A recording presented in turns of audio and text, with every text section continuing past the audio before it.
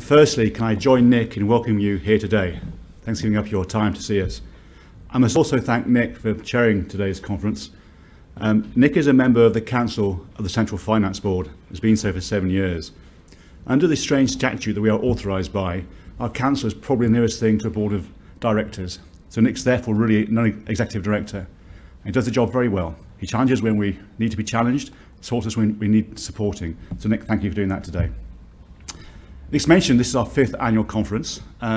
Previously we've been to London, Manchester and Birmingham. We had hoped to come to the southwest, the northeast and Scotland. Unfortunately, last year and this year we haven't been able to do that. Hopefully next year we can, COVID permitting. It's been a year of change at Epworth and the CFB. We've not been immune from that so-called Great Resignation. And we've lost some good friends in Christoph, Mark and Stephen. And we wish them every success in their future careers. Ian Hurry has joined us recently, our new head of business development. And many of you will meet Ian in the months ahead. I'm also pleased to announce that on the 4th of January, we're joined by Sarah Borgine, who will be head of our client portfolios.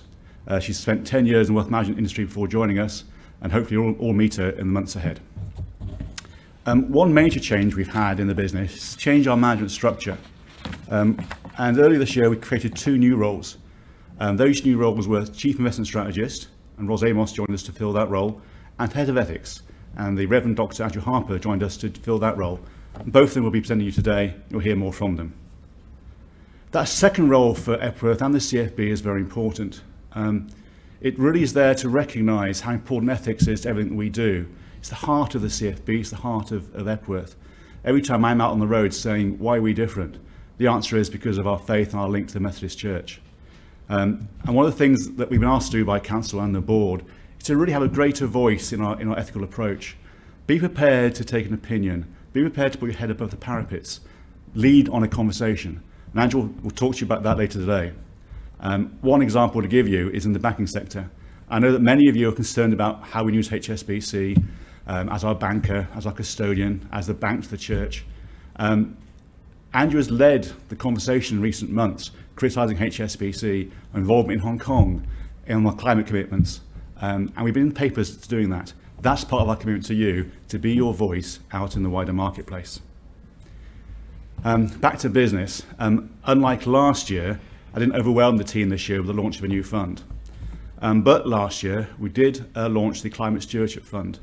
And Miles will talk to you about that shortly. I'm really pleased to say that fund's done what it's supposed to do. It's performed very well. It's paid higher income, and its carbon footprint is very low. It's part of our Epworth range of funds rather than the CFB. If anybody in the church would like to have that fund available, we could do so if there's enough interest. And one task for the year ahead is probably to think about that fund's currently UK focused, and maybe we can do a fund that's more global focused. Add to the list of things to do for next year.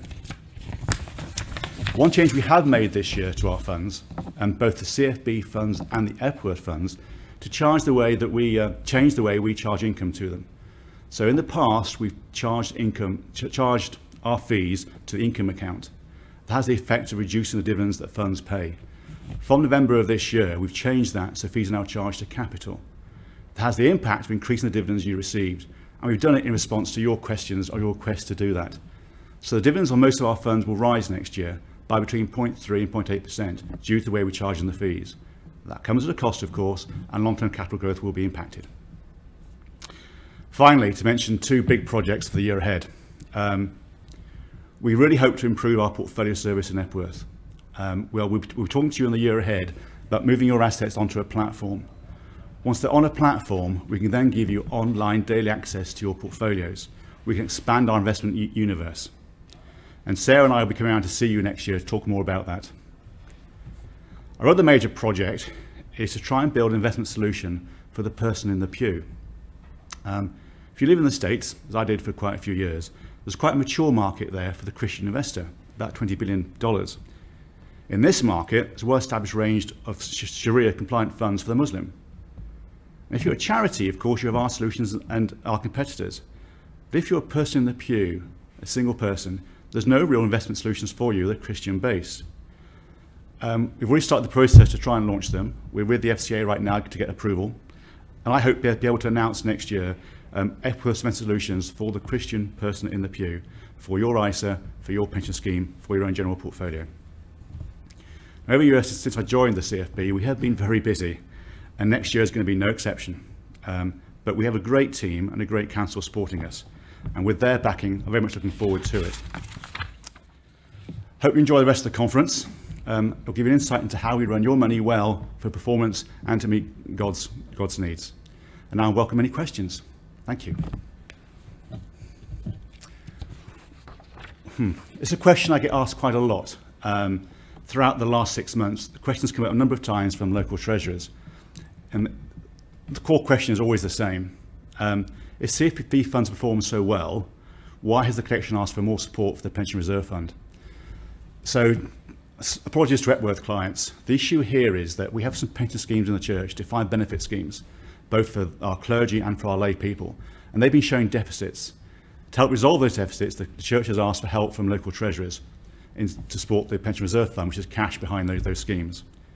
Now, why has that happened? In a pension scheme, the defined benefit pension scheme, there are two sides to the balance sheet.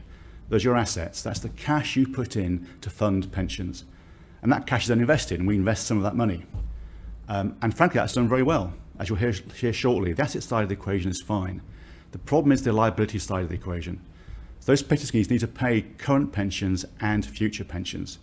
And when the actuaries value those liabilities, they have to work out what's called a net present value. Today, what's the value of those future liabilities? And the key input to that calculation is interest rates.